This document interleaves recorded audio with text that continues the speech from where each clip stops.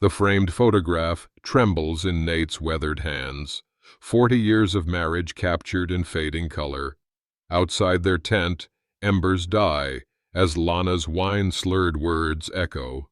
"You were just temporary, after David left me." His photographer's trained stillness betrays him as the first tear escapes, sliding down his lined face. The campfire's dying light catches the wetness, turning grief to amber. Memories flash. Their wedding day, Python expeditions where she never joined, her absent smile in recent years. His throat constricts around a sob he refuses to release. Has betrayal ever struck you when you least expected it? Share your story below. Like if this resonates with your heart, follow to discover how Nate rebuilds after 40 years of lies. In the dark, Lana snores softly, unaware she's shattered everything. Nate's fingers curl around his camera, the one constant companion that never lied. Dawn approaches. Decisions wait. Flames danced higher as Nate added another log to the fire, momentarily illuminating the tension in Lana's face.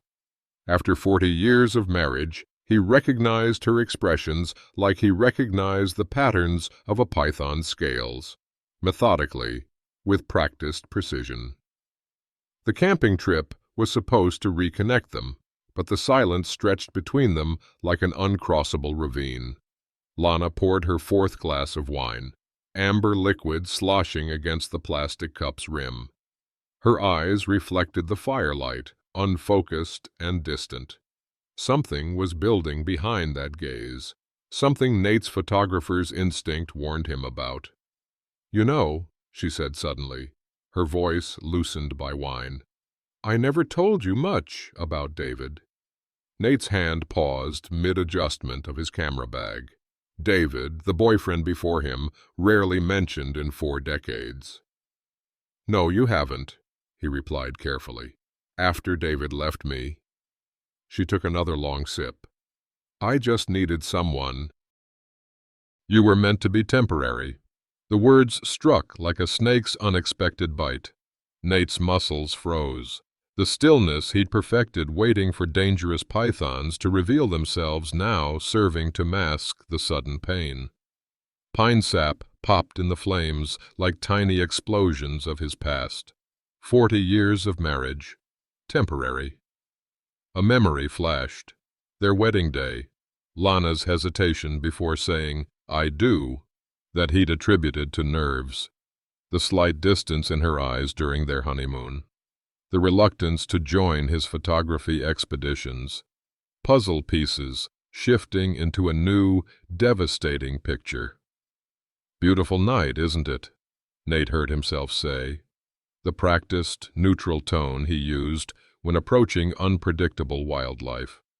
In his chest, something cracked, a fault line spreading through 4 decades of shared history. Lana nodded absently, already moving on from her confession, as if she hadn't just revealed their entire marriage was built on convenience. Crickets chirped louder in the uncomfortable silence, their chorus seeming to mock the moment. A single tear formed in the corner of Nate's eye, caught in the firelight.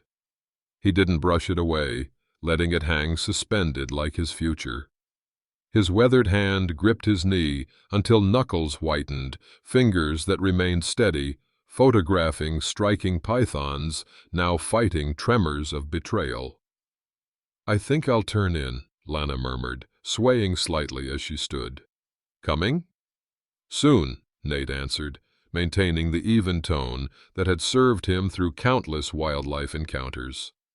"Not yet. Can't let her see what she's done." When she disappeared into the tent, Nate remained motionless, staring into the dying embers. The smoke stung his eyes, providing convenient excuse for their dampness. Cool night air chilled the tear track on his weathered cheek. What else had been a lie? The home they'd built, the holidays they'd shared. How much of himself had he sacrificed for someone who had merely settled? At 65, was this how his story ended? Discovering he'd been a consolation prize for 4 decades. In the darkness beyond the firelight, an owl called, a solitary sound that echoed his sudden isolation. Nate's photographer's mind catalogued the moment. The scent of pine and wine, the crackle of dying fire. The moment his marriage revealed itself as something entirely different than he'd believed. Tomorrow would require decisions. Tonight was for observation, for processing, skills honed through years of patience in the wild. Lana's soft snores drifted from the tent, oblivious to the damage done. Nate remained by the fire, silently watching it burn down to ash, much like his understanding of his marriage. Nate lay awake in the tent, listening to Lana's oblivious snores beside him. The nylon walls seemed to pulse with each breath she took, too thin a barrier between them now that truth had spilled out. Moonlight filtered through the fabric, casting everything in cold blue shadow. 4 decades of marriage played through his mind like a slideshow of warning signs he'd missed. Her disinterest whenever he spoke about python photography, the way her enthusiasm for their anniversary camping trips had waned year by year, the recent secretive texting, the screen always angled away from him. You fool, the signs were all there. Pre-dawn light began to seep into the tent. Decision time. Nate moved with the silent precision he'd developed through years of not disturbing wildlife. Each movement measured, deliberate. Camera equipment first, his livelihood, his passion, the one thing that had always been authentically his. The specialized lenses clinked softly as he packed them, wrapped in protective cloth. Lana stirred but didn't wake, wine having done its work. A strand of gray hair fell across her face, the same face he'd woken up to for 40 years. The same face that had just admitted their life together had begun as a stopgap measure after another man's departure. His fingers traced the wedding band that had never left his hand since their wedding day. Should he remove it now? No. Emotional reactions needed to wait for clear thinking. The photographer's discipline asserted itself. Observe first, process, then act. In the privacy of pre-dawn darkness, tears fell freely now. One dropped onto the small notepad where he wrote, "Need time to think." The moisture smudged "think" into something less definite, mirroring his uncertain future. A memory surfaced, their 5th anniversary, camping by a lake. Lana had still joined his enthusiasm then, helping spot a rare python he'd been tracking for days. Her smile had seemed genuine when he captured the perfect shot. Had that been real, or part of her accommodation? How much of their shared history needed reinterpretation? Nate took one final glance at Lana, capturing the mental image as he would a rare python before retreating. The woman who had shared his bed for 4 decades. The woman who had just revealed she'd never truly chosen him. The early morning shadow softened the lines on her face, making her look younger, more like the woman he'd believed had loved him by choice. Morning mist curled around the tent like python coils as he stepped outside. Dew dampened his hiking boots, with each silent step away from the campsite. The metallic taste of tears mixed with morning breath. The chill air made the tear tracks burn on his weathered cheeks. He closed the camera bag with practiced, silent precision, the same care he'd used to avoid startling a wild python. The familiar weight of the bag across his shoulder provided odd comfort. At least this part of his identity remained solid. 40 years. Temporary. How do you build a life on that? The eastern sky lightened from black to deep blue. Bird calls began as first light broke. Nate straightened his shoulders as he turned away from the tent, the posture of a man who had spent decades waiting patiently for perfect shots. The patience would serve him now. Would she even notice his absence immediately? Or was her confession a deliberate push away after decades of waiting for something better?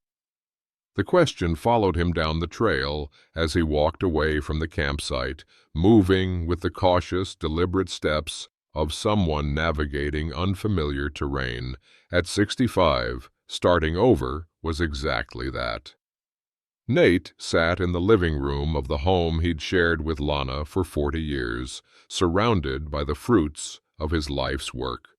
Award-winning Python photographs lined the walls, testament to his patience, precision, and eye for the rare moment when dangerous creatures revealed their true nature. His fingers absently traced the polished wood frame of his most acclaimed image, an emerald tree python in mid-strike, its elegant menace captured in perfect focus. The familiar creak of the porch step made him stiffen. 3 days had passed since he'd left the campsite. 3 days of solitude in this house, preparing himself for this moment. Lana's car pulled into the driveway, its engine cutting off with a finality that echoed in his chest. Stay calm. Observe. Don't react. Keys jingled in the lock. The door swung open. Nate kept his eyes on the python photograph, using the remembered challenge of that shot to center himself. "There you are." Lana's voice carried a cheerfulness that seemed jarringly disconnected from their last interaction. She crossed the room as if the camping trip had ended normally, as if devastating truths hadn't been revealed beside a dying fire. She kissed his cheek, not noticing how he flinched almost imperceptibly at the contact. "I was worried when you left early," she continued, setting down her bags. "But I figured you had some photography thing. You should have left a better note, though." Nate studied her with the same careful attention he'd give to a python partially concealed in undergrowth. Was this deliberate gaslighting, or had she been too intoxicated to remember what she'd said? Either possibility twisted the knife. "Any plans this weekend?" Lana asked, already checking her phone, thumbs moving rapidly over the screen. "Ryan from work might stop by. We need to finish that project I mentioned." Ryan, the name that had been appearing in her conversations with increasing frequency over the past months. Nate watched her smile at whatever message had just arrived, noting how she angled the screen away from his line of sight. Another piece clicked into place.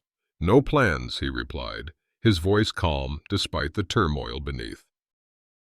The control he'd developed for wildlife photography, staying perfectly still while chaos unfolded, now deployed in his own living room. The grandfather clock in the hallway ticked loudly in the momentary silence, marking decades together that now seemed built on shifting sand. Afternoon sunlight highlighted dust on his neglected camera equipment in the corner, a visual reminder of how his passion had been sidelined in recent years. "Thinking about taking more python photos soon?" Lana asked with strange emphasis, not meeting his eyes as she unpacked her camping gear with unusual energy. "That sanctuary over in Oak Ridge is looking for promotional shots, I hear."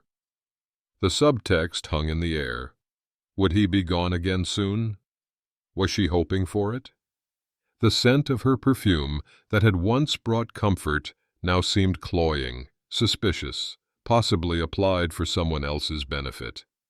Dinner was a pantomime of normalcy. His fork pushed food around an untouched plate while Lana chattered about coworkers, her animation increasing whenever she mentioned work friend Ryan. Her phone chimed repeatedly with texts she checked with poorly disguised eagerness. As he watched this performance, memories realigned themselves like puzzle pieces finding new positions. How many dinners had followed this same pattern recently? How many weekends had featured Ryan's name in casual conversation? How many times had her phone been deliberately angled away? The python was always there. I just wasn't seeing it. Wildlife photography had taught Nate that patience often revealed patterns invisible to the hurried observer. The camouflaged python eventually betrayed itself through subtle movement. The hunting snake revealed its presence through the reactions of creatures around it. He would apply those same skills now. Rather than confront, he would observe. Rather than react, he would document. The quiet precision that had made him renowned in his field would serve him in uncovering the full extent of what was happening. While Lana showered later that evening, Nate checked her recent calls. The photographer's eye for detail now focused on a different kind of evidence. A pattern emerged, as clear as a python's track across sand. For 7 days, Nate created emotional distance while maintaining physical presence, a technique he'd perfected approaching skittish pythons in the wild. He observed Lana's behavior with a wildlife photographer's methodical attention, cataloging patterns that had been invisible when obscured by trust. The evidence mounted.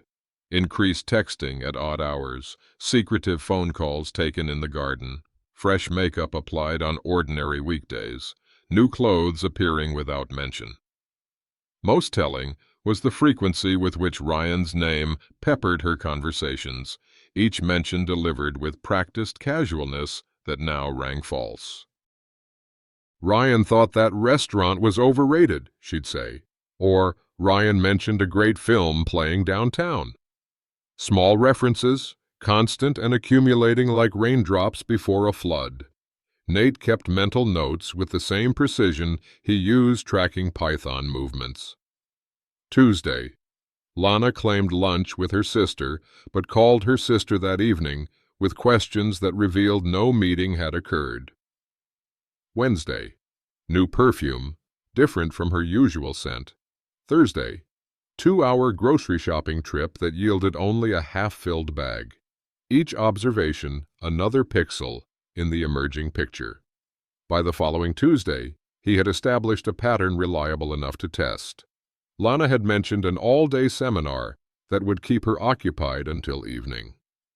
According to the schedule on her desk, however, the seminar ended at 2:00 p.m. Nate told her he'd be photographing at a nature reserve until late, a trip she'd shown no interest in joining. Instead, at 2:30 p.m., he drove home to retrieve a specialized macro lens he'd deliberately left behind, the perfect excuse if needed. His heart hammered against his ribs as he pulled into the driveway, but his hands remained steady, the same steadiness that had captured award-winning shots of striking pythons. The house appeared quiet from outside. He entered using his key, movement silent from decades of practice, not disturbing wildlife. The familiar creak of the third stair betrayed him as he ascended toward the bedroom, but no sounds of alarm followed. 40 years in this house, every sound as familiar as my own breathing. The bedroom door stood slightly ajar. Unfamiliar cologne hung in the air, clashing with the familiar sense of their shared space. Lana's voice drifted through the gap, followed by a male laugh. Nate had never heard before, but instantly recognized. The sound matched the man he'd constructed in his mind. For one suspended moment, Nate considered retreating. And the photographer's instinct to back away from danger, to preserve the self, nearly won out. But 40 years of marriage demanded witness. He pushed the door open. The scene burned into his consciousness with the clarity of a perfectly focused photograph. Rumpled sheets on the bed they'd shared for decades. Lana's jewelry box, open with contents hastily disturbed. Their wedding photo, face down on the nightstand like a deliberate statement. Afternoon light streamed harsh and revealing through half-drawn curtains, illuminating dust motes suspended in air, gone suddenly still. Lana, tangled with a man at least 15 years younger. Ryan, finally, with a face. The camera bag dropped from Nate's hand with a damning thud. Both figures turned toward the sound, freezing in a tableau of exposure. Ryan recovered first, his initial shock melting into something more calculated. A smug smile that faltered briefly under Nate's unflinching gaze, but then returned with greater confidence. A predator recognizing another predator's territory, but unafraid of challenge. "This isn't," Lana began, clutching sheets to herself, but Nate raised his hand in a gesture that silenced her instantly. The authority of that movement, developed through decades of controlled wildlife shoots, spoke volumes without a single word. For the first time since the campfire confession, tears spilled freely down Nate's face. Not the silent, restrained moisture of shock, but the full, burning evidence of rage and humiliation. The tears of a man discovering at 65 that his life had been built on shifting sand. He could have shouted, could have raged, could have broken things, all reactions that might have provided momentary catharsis. Instead, photographer's discipline asserted itself even in devastation. He simply turned away, shoulders square despite the weight crushing his chest, dignity maintained through posture alone. The bedroom door closed behind him with deliberate gentleness rather than a satisfying slam. Control maintained even now. His feet carried him downstairs and out the front door without conscious direction. The camera bag remained on the bedroom floor. The first time in 40 years he'd abandoned his equipment.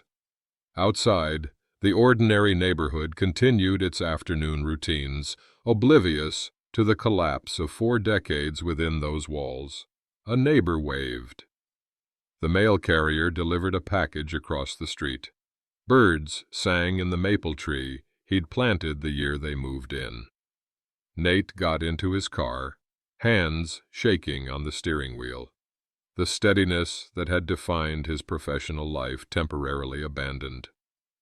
After 4 decades of marriage, how could he have been so blind to the python coiled in his own bed? What venom had already been injected into the bloodstream of their shared life?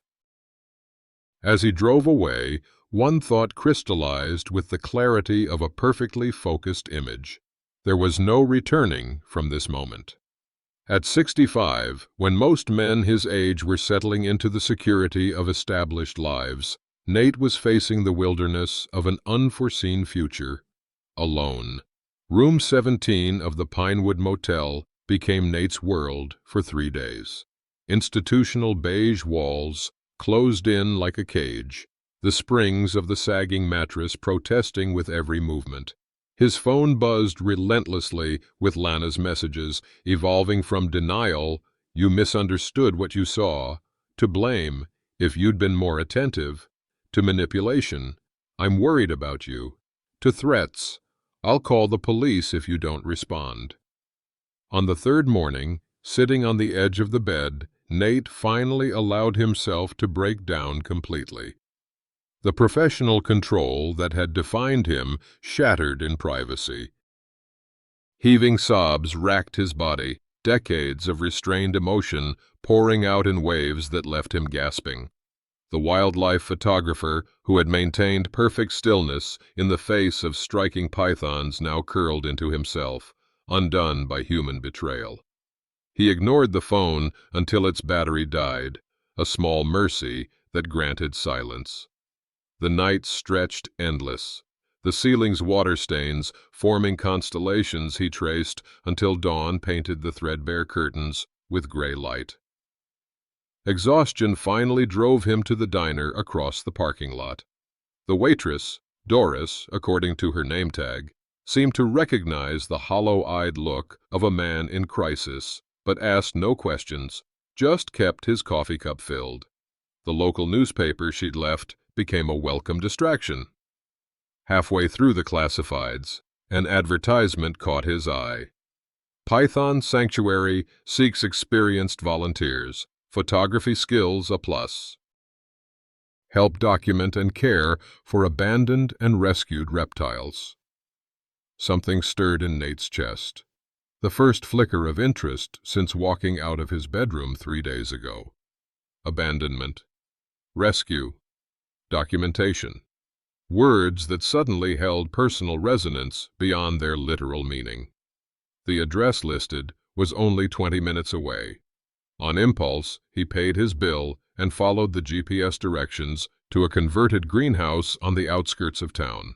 A hand-painted sign read, "Second Chance Reptile Sanctuary," above the entrance.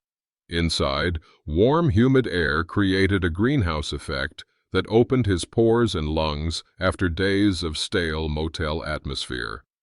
The soft rustle of movement in glass enclosures sounded like whispered secrets. Earthy scent mixed with cleaning chemicals in a surprisingly comforting blend. Specialized lighting mimicked natural habitat, casting shadow patterns reminiscent of jungle floors. "Can I help you?" A woman in her 70s approached, her white hair pulled back in a practical bun, her movements energetic despite her age. "I saw your ad," Nate explained, his voice rough from days of silence. "I'm a photographer. Specialized in pythons, actually." The woman's eyes widened slightly. "Nate Harrison, the National Geographic photographer?" The recognition, so unexpected in his current state of personal collapse, momentarily robbed him of words. He nodded. "I'm Marianne Chen," she said, extending her hand. "We have your book in our reference library. Your python photography is legendary in our little community." The simple acknowledgement of his professional identity, untainted by recent events, hit Nate with unexpected force. He was still someone beyond his failed marriage. His expertise still held value. "Would you like a tour?" Marianne asked, seemingly understanding his need for distraction without requiring explanation. She led him through the facility, explaining their mission of rehabilitating abandoned exotic pets and educating the public about responsible reptile ownership.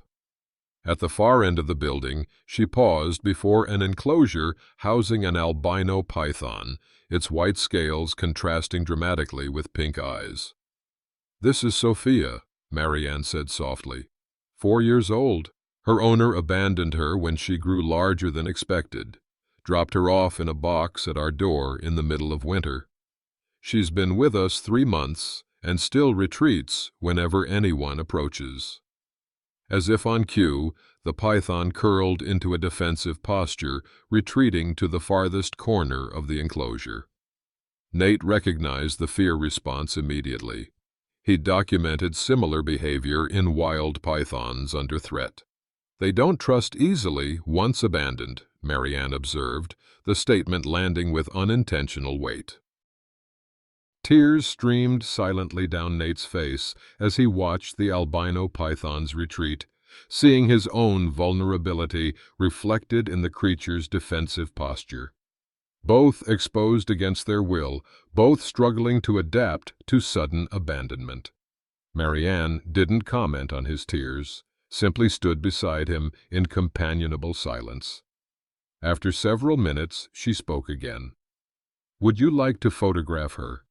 We need documentation of her progress, and your expertise would be invaluable."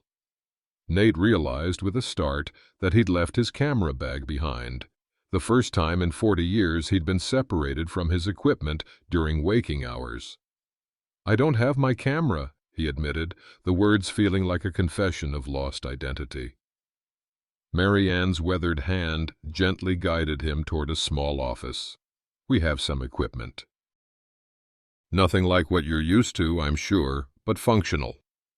She handed him a decent DSLR camera, not his preferred brand or specifications, but a tool he could work with. His hands trembled as he took it, the weight both foreign and familiar. "Just document her as she is," Marianne suggested. "No pressure. Sometimes it helps to look at the world through a viewfinder again." The viewfinder raised to his eye with muscle memory, creating a familiar barrier between observer and observed. Through the lens, Nate saw not just a defensive python, but a creature in transition. Neither what it had been, nor what it might become, suspended in an uncertain present he understood all too well. His hand steadied as he adjusted the settings, professional instincts returning through the simple act of framing a subject. For the first time in days, he felt momentarily anchored. Has betrayal left you sobbing alone in the dark? Share your tears below, like if this stings your heart, follow to discover how Nate finds healing through the most unexpected source, a python who knows exactly how abandonment feels. You can come back tomorrow if you'd like, Marianne offered as he finally lowered the camera. We could use the help, and Sophia might benefit from consistent interaction. In the simple offer, Nate glimpsed a path forward, not a solution to his collapsed marriage, but a purpose beyond grief, a way to reconnect with the core of his identity. The expertise developed over a lifetime hadn't vanished with his personal failure. "I'd like that," he said, surprising himself with the first genuine words of hope he'd spoken in days. A week into his daily visits to the sanctuary, Nate returned to the Pinewood Motel to find Wallace Bennett leaning against his car in the parking lot. 40 years of friendship were visible in the concerned lines of his face, his nervous hands fidgeting with his car keys. "Took me 3 motels to find you," Wallace said, straightening when he spotted Nate. "You weren't answering your phone." "Battery died," Nate replied, unlocking his room door and gesturing Wallace inside. The embarrassment of having his old friend see his current accommodations was outweighed by the unexpected comfort of a familiar face. The room's limitations were immediately apparent. Institutional beige walls, coffee maker producing watery brew, unmade bed bearing depression's imprint. Wallace's eyes took in the details, but offered no judgment. "How did you know?" Nate asked, clearing fast food containers from the small table. Wallace's hesitation spoke volumes. "I saw them about 2 months ago at Riverview Restaurant." He removed his thick glasses, cleaning them with unnecessary attention. "I didn't know how to tell you.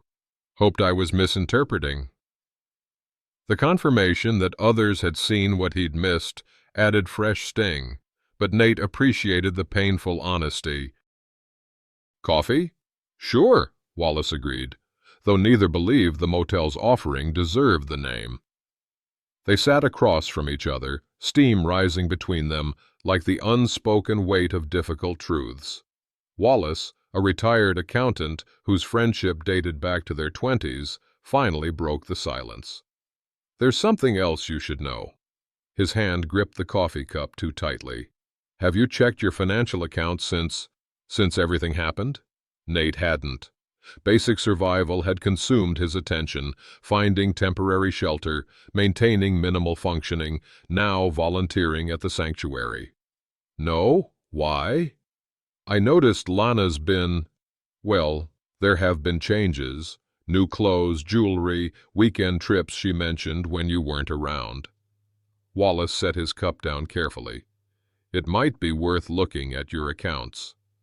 The laptop Wallace produced from his briefcase seemed out of place in the dingy motel room, a tool of order and precision amid chaos. They sat side by side on the bed, Nate signing into accounts he hadn't checked in weeks. What they found turned emotional betrayal into something more concrete, more actionable.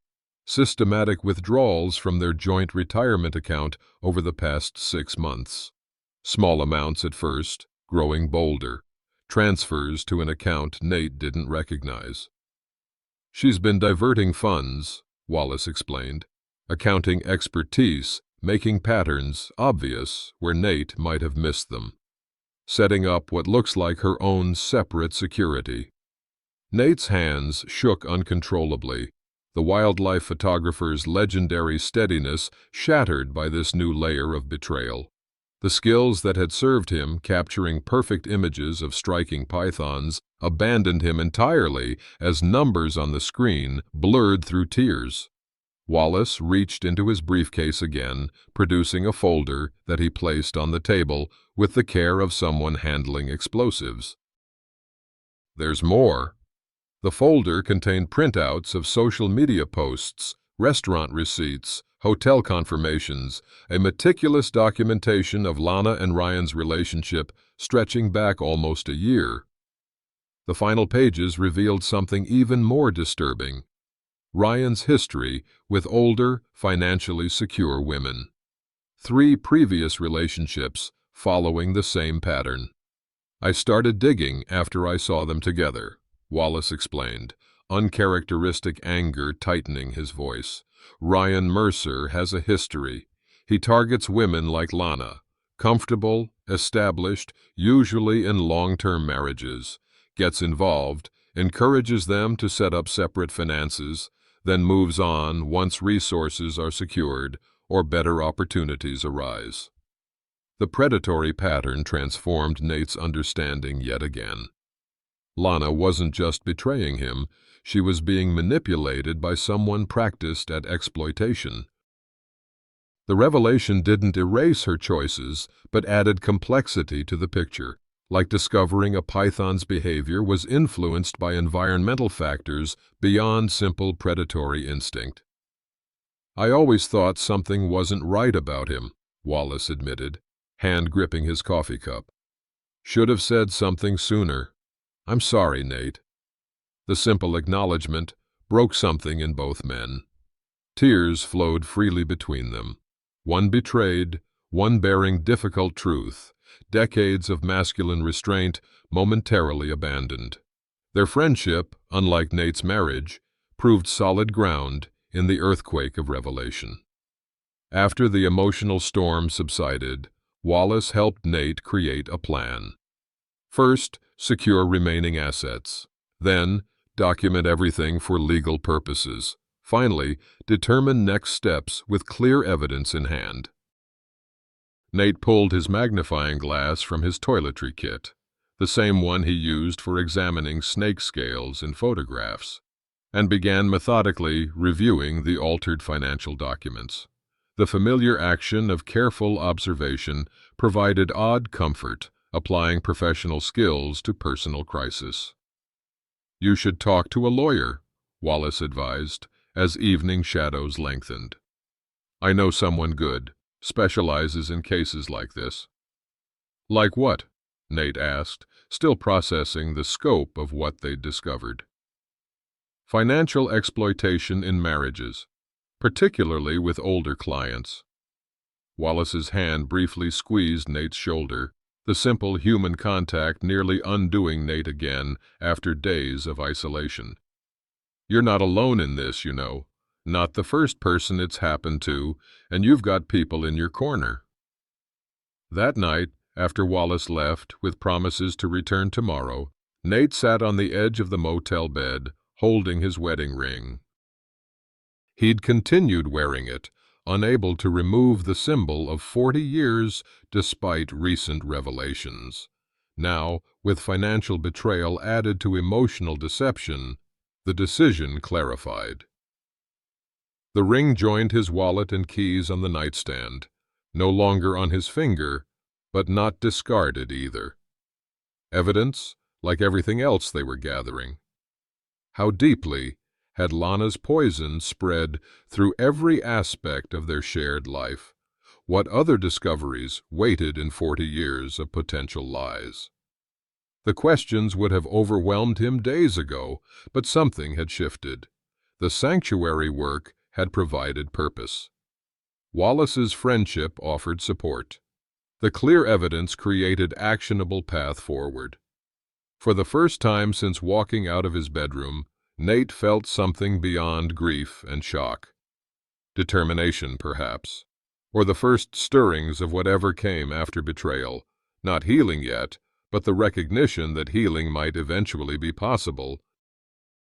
2 weeks of daily sanctuary visits had transformed both Nate and Sophia, the albino python. Where once she'd retreated defensively at any approach, she now remained visible, watching with cautious interest as Nate photographed her. Where once he'd moved through tasks with hollow automation, he now found moments of genuine absorption in his work. "She's responding to you," Marianne observed one afternoon, watching Nate adjust his lighting setup. Reptiles sense consistency. You show up, same time, same movements, no threat, builds trust. The parallel to human healing wasn't lost on Nate. Consistent purpose, even small daily actions, had begun rebuilding his own foundations as well. "Someone here to see you," Marianne called from the front desk. "Says she knows your work." A woman in her late 50s, with short silver hair and bold geometric jewelry, waited in the reception area. She extended her hand confidently. "Eliza Wright, Crossroads Gallery." "Your python photographs are extraordinary, Mr. Harrison." Nate's hand rose automatically to shake hers. Photographer's instinct, noting the gallery-quality lighting in the reception area, had been recently improved. His suggestion to Marianne last week. "Marianne showed me your new work with Sophia," Eliza continued, energy radiating from her precise movements. "I've followed your National Geographic pieces for years, but these recent shots, they're different, more intimate. There's a narrative quality I haven't seen before." She gestured with her hands, framing invisible images in the air. The white python against black background, vulnerable yet dignified. The series showing her gradual exploration of new territory, the contrast between defensive posture and cautious extension. Her eyes fixed on Nate with professional assessment. "You've captured something beyond technical excellence. A journey." "Thank you," Nate responded, uncomfortable with praise that felt uncomfortably personal, as though she'd seen beyond his subjects to the photographer himself. "I'm curating an exhibition called Transitions next month," Eliza explained. "Wildlife photography with emotional resonance. Your python work, both previous publications and these new sanctuary pieces, would be perfect as the centerpiece." The word hung in the air. Centerpiece. After decades of magazine features and shared credits, the prospect of a gallery exhibition focused primarily on his work stirred something long dormant. How many times had Lana dismissed his photography as just a hobby, despite the awards and publication credits? How many hints had he ignored that she saw his passion as secondary, tolerated rather than celebrated? "I'd need to see the space," Nate hedged, professional considerations providing safe retreat from emotional reaction. "Of course." Eliza handed him a business card. "Tomorrow, 2 o'clock?" Before Nate could respond, his phone rang. The lawyer Wallace had recommended. He'd been expecting the call, but hesitated to take it in front of a potential professional contact. "Go ahead," Eliza encouraged, stepping away discreetly. The conversation was brief, but consequential. Divorce proceedings had been initiated. Financial evidence was compelling. Court date was being scheduled. The lawyer's efficient tone made life-altering information sound almost routine. "Everything all right?" Eliza asked when he rejoined her, clearly noting his expression. "Just legal matters," Nate replied vaguely. 2 o'clock tomorrow works." The Crossroads Gallery occupied a renovated industrial space downtown. Pristine white walls waiting to be filled with meaning, polished concrete floors reflecting overhead lights, empty display platforms suggesting potential and possibility. Eliza moved through the space with purpose, mapping out exhibition layout with genuine enthusiasm. "Your Python series here, the largest prints on this main wall where lighting is best," she explained, gesturing expansively. The narrative flow would move visitors from traditional wildlife shots to these more emotional recent pieces. Nate found himself mentally arranging images, professional instincts engaging despite personal turmoil. The sunlight through the gallery's high windows created perfect natural lighting that his photographer's eye immediately appreciated. "We'd need a centerpiece, something that encapsulates the journey," Eliza continued. "The albino python would be ideal, especially if you continue documenting her progress." The exhibition would open in 4 weeks, the same week as his first court appearance according to yesterday's call. The timing created practical challenges, but also symbolic convergence that appealed to Nate's visual sense of narrative. His reflection in the gallery window showed a straighter posture than he'd managed in weeks, the subtle transformation captured in glass like an unintentional self-portrait. Could he really balance exhibition preparation with divorce proceedings? Was he capable of professional focus amid personal dissolution? "Your python work shows something others miss. Their beauty beyond fear," Eliza said, studying his portfolio with appreciation that went beyond technical assessment. "That's rare. Most photographers capture either the danger or the aesthetics. You find the deeper story." The simple recognition of his artistic intention, untainted by recent personal failures, rekindled something vital. His photography had always been about seeing beyond surfaces, finding authentic moments beneath defensive displays. That skill remained intact, regardless of his marriage's collapse.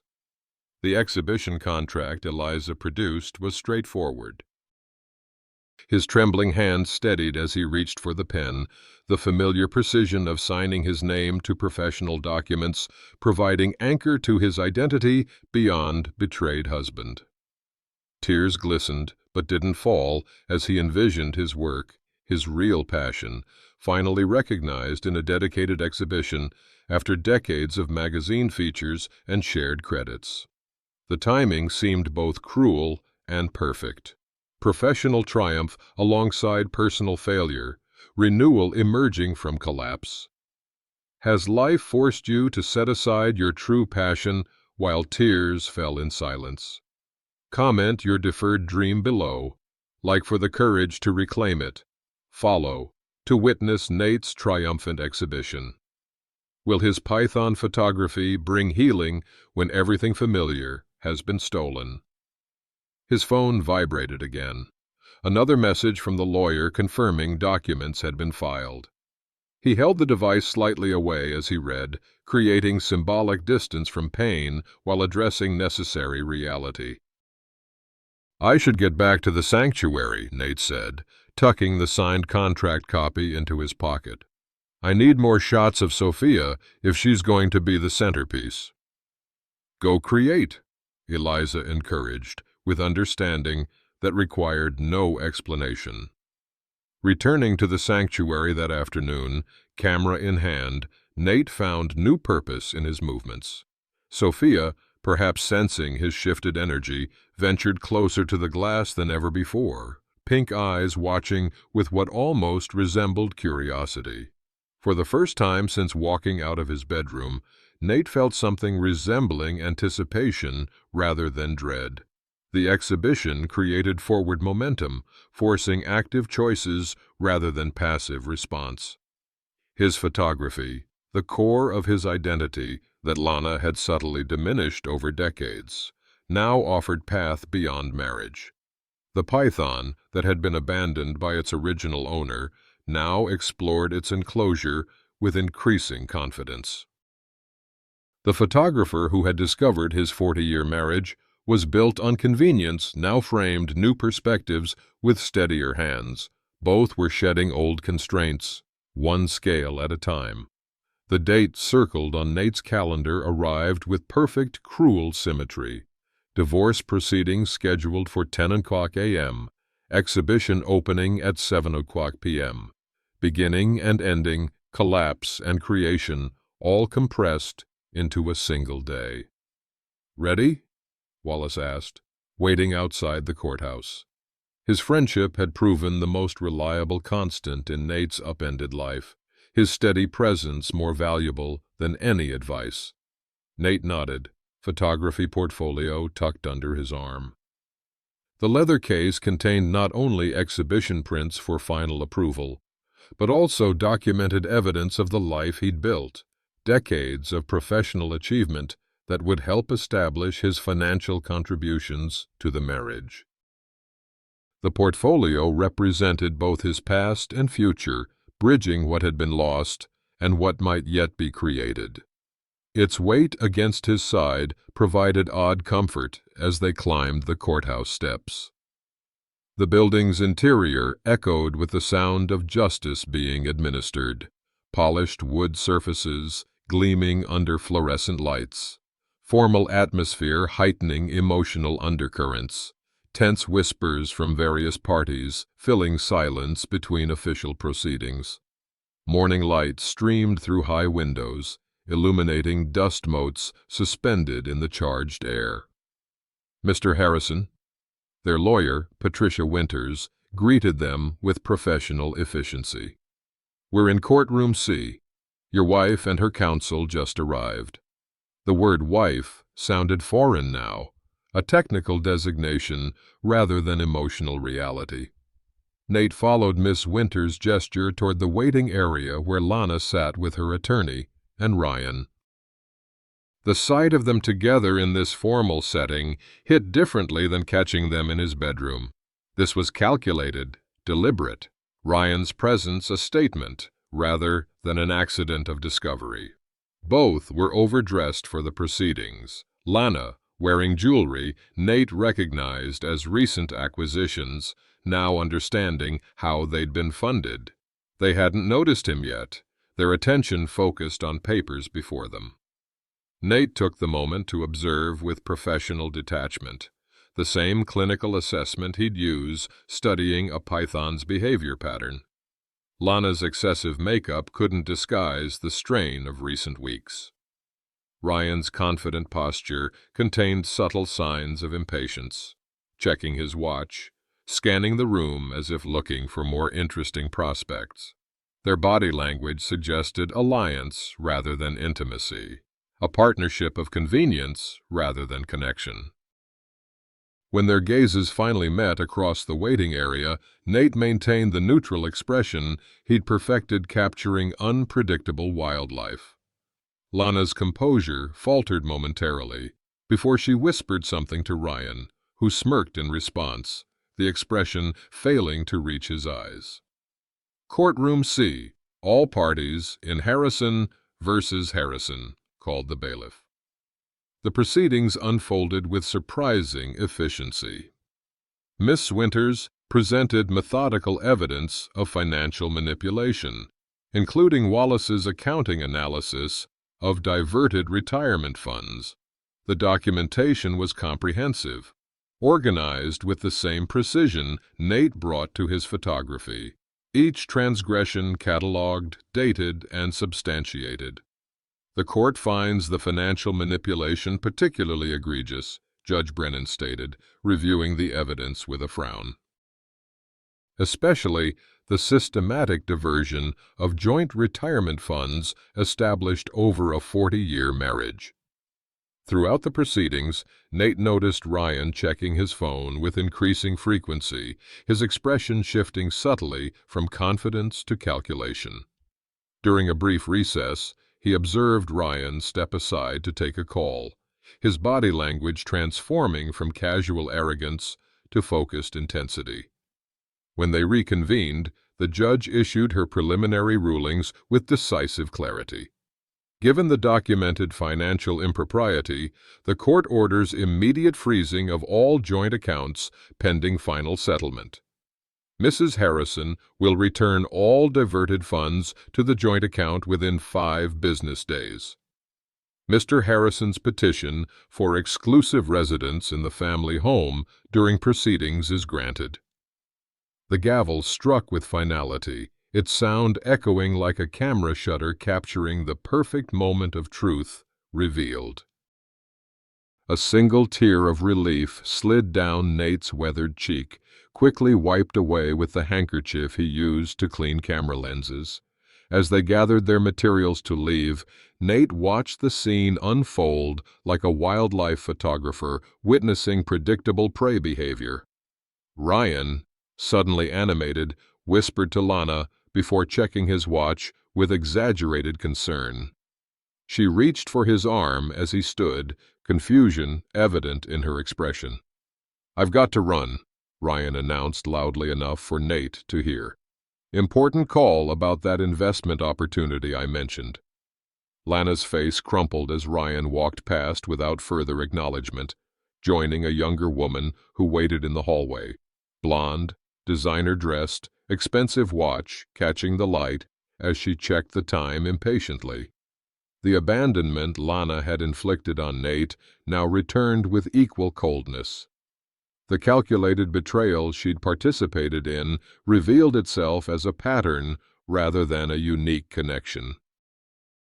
The predator had found more promising hunting grounds. Nate felt no satisfaction in her distress, only the sobering recognition of patterns completing themselves, the natural consequences of choices made, the inevitable conclusion of paths taken. The wildlife photographer in him recognized the moment as neither good nor evil, simply the completion of a behavioral cycle he'd documented countless times in nature. "We did well today," Ms. Winters said, closing her briefcase. "This establishes strong precedent for the final settlement. The financial recovery alone will secure your retirement." The practical victory registered, but Nate's thoughts had already shifted to the evening ahead. He clutched his portfolio tighter as they exited the courtroom, the exhibition prints inside representing something beyond financial assets or legal victories. "You heading straight to the gallery?" Wallace asked as they descended the courthouse steps. "After I change," Nate confirmed. "You'll be there?" "Wouldn't miss it," Wallace promised, his hand briefly squeezing Nate's shoulder. "Brought a few friends, too. Figured you could use a cheering section." The simple kindness, the assembly of authentic support, nearly undid Nate's carefully maintained composure. The tears that had been strategic and sparse in the courtroom threatened to return in earnest. "Thank you," he managed, the words encompassing far more than the evening's attendance. As he walked to his car, Nate noticed Lana standing alone on the steps, watching Ryan's departure with the stunned expression of someone whose assumptions had just been shattered. Their eyes met briefly across the distance. No words were exchanged. None were necessary. The 40-year chapter was closing, its final pages written in legal language rather than emotional connection. What would freedom from 40 years of lies feel like when this day ended? Could he stand before his photographs tonight with renewed spirit rather than lingering bitterness? The questions followed him as he drove away from the courthouse, the portfolio beside him containing images that showed more clearly than any legal document who he had always been beneath the label of husband. The day that had begun with formal dissolution now moved toward creative affirmation. The symmetry felt right, like a perfectly composed photograph where shadow and light balanced to reveal deeper truth. Nate arrived at Crossroads Gallery an hour before the official opening, needing time alone with his work before sharing it with others. Eliza had transformed the space exactly as promised. Pristine white walls now showcased his life's work in chronological narrative that traced his evolution as both photographer and observer. Early magazine pieces from his 20s captured pythons with technical excellence but commercial distance. Middle career work showed deepening connection to his subjects, more intimacy in composition and lighting. The most recent sanctuary photographs, particularly the albino python series, revealed something entirely new: mutual transformation of subject and artist, vulnerability acknowledged rather than disguised. The centerpiece dominated the main wall, a striking triptych of Sophia the albino python. The first image showed her defensive retreat into the enclosure corner, fear evident in every coiled muscle. The second captured tentative exploration, head extended while body remained protected. The third, taken just yesterday, revealed her full extension across a branch, pink eyes alert with curiosity rather than wariness. Titled simply, Renewal, the triptych told a story of adaptation and resilience that transcended its reptilian subject. "It's perfect," Eliza declared, joining him before the centerpiece. The progression speaks to everyone who's ever had to rebuild. The observation hit closer than she could know. Nate had photographed pythons for 40 years, but never before had his work so directly mirrored his personal journey. The parallel wasn't planned. Genuine art rarely was. But its emergence gave the exhibition depth beyond technical mastery. "We have a surprise," Eliza added, with uncharacteristic excitement. "Marianne is bringing Sophia in a travel habitat just for an hour during the opening reception. Thought it might create nice synergy between the photographs and their subject." The thoughtful addition, connecting art to living reality, touched Nate deeply. His work had always aimed to reveal the authentic being behind feared exteriors. Having Sophia present completed that circle in unexpected ways. By 7 o'clock, the gallery hummed with attendees, photography enthusiasts, critics, collectors, and friends. Wallace had rallied in support. The crowd created gentle background murmur of appreciation. Champagne glasses clinked in celebration. Strategic lighting highlighted the vibrant photographs with professional precision. Nate's name, prominently displayed at the entrance, affirmed his professional identity in bold typography. Fresh flowers scented the air with subtle notes of new beginnings. A small but distinguished crowd gathered around his work, conversations focused on composition and emotional impact rather than technical specifications. Mr. Harrison, a critic from the Regional Arts Journal, approached, notebook in hand. "Your Python work has always shown technical excellence, but this latest series feels different, more intimate, almost confessional. What changed in your approach?" The question demanded more personal revelation than Nate would have been comfortable with weeks ago. Now, standing before evidence of his own transformation, honesty felt appropriate. "I think I started seeing differently," he answered carefully. "Sometimes we photograph the same subjects for years before truly witnessing them." Nearby, Marianne arrived with Sophia in a specialized travel habitat, creating immediate interest among attendees. The albino python, now comfortable with gentle handling, explored her temporary space with the same confident curiosity captured in the centerpiece triptych. These creatures survive because they know exactly when to shed what no longer serves them, Nate explained to a captivated listener studying both photograph and living subject. Their old skin becomes too constrictive as they grow, so they leave it behind, not out of preference, but necessity. The observation carried no bitterness, simply acknowledgement of natural processes that applied across species.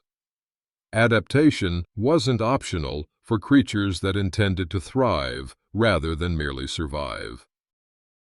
Tears glistened in Marianne's eyes as she witnessed both the sanctuary's work honored and Nate's healing journey made visible through his art. The professional partnership that had begun in crisis had evolved to friendship based on shared purpose and mutual respect. "Your friend Wallace brought quite the contingent," Eliza noted, gesturing toward the entrance where Wallace arrived with several couples their age. Genuine support assembled without request or obligation. The contrast with his previous social circle, couples who had been friends with both him and Lana, highlighted another layer of renewal.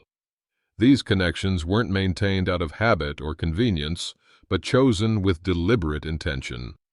The evening progressed with unexpected warmth. Critics engaged thoughtfully with his work. Several pieces sold, red dots appearing beside frames throughout the exhibition. Conversations flowed naturally around shared appreciation for the interplay of technical skill and emotional resonance. No one mentioned his divorce or asked about Lana's absence. Whether through Wallace's discreet preparation or simple social grace, the focus remained on his work rather than his personal circumstances, exactly as it should be for a professional exhibition. As the crowd thinned near closing time, Nate found a moment alone before the Renewal triptych. His reflection appeared faintly in the protective glass, a ghost image superimposed over Sophia's transformation. The parallel was almost too perfect, too neat for the messiness of real life, yet undeniably present. The man who had walked away from his campsite at dawn 6 weeks ago would not have recognized the man standing in this gallery tonight. The photographer who had dropped his camera bag in shock upon discovering betrayal now held his professional identity with renewed confidence. The husband whose 40-year marriage had collapsed now stood independently, defined by his passion rather than his partnership. Nate returned to his new apartment after the successful evening, a small but comfortable space he'd found near the sanctuary. Sitting on the porch with a glass of celebratory whiskey, he watched stars emerge in the clear night sky, their patterns eternal, yet constantly revealing new configurations to the patient observer. His camera rested on the small table beside him, ready for tomorrow's sanctuary session. The familiar weight of the equipment provided comfort rather than painful reminder. The tool of his profession had become symbol of continuity, the one constant that had traveled with him from his old life into whatever this new chapter might become. The day that had begun in a courtroom with legal dissolution had ended in a gallery with creative affirmation. Both experiences necessary, both part of the same process of shedding what no longer fits so growth could continue. What new subjects would his camera capture in this next chapter? What perspectives might emerge now that he viewed the world through eyes more perceptive than ever before? The questions held no anxiety, only quiet curiosity about possibilities not yet revealed. The python that had been abandoned by its original owner now explored with confidence, shedding its defensive patterns as trust gradually replaced fear. The photographer who had discovered his 40-year marriage was built on convenience now framed new perspectives with steady hands and clear vision. Both had been forced to adapt through circumstances beyond their control. Both had found renewal not despite abandonment, but through the space it created for authentic growth. Sometimes the most beautiful photographs emerged from the most challenging conditions. This truth Nate had always known professionally and now understood personally as well. Dignity reborn, identity reclaimed, purpose renewed. At 65, when many believed life's most significant chapters were already written, Nate Harrison was discovering that the most authentic story might just be beginning. There's something about betrayal that cuts deeper when you've spent decades building a life with someone, isn't there?